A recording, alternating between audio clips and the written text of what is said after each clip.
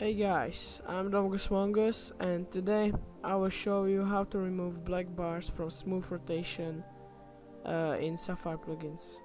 So I have it done right here, like the Smooth Rotation.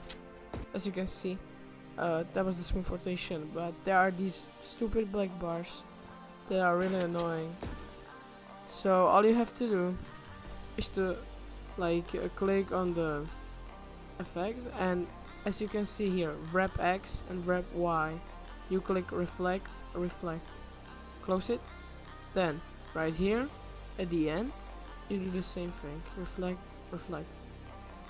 and wait, reflect, and now you have it done. Look,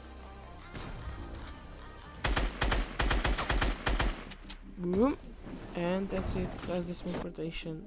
So that was the first tutorial on my channel right here.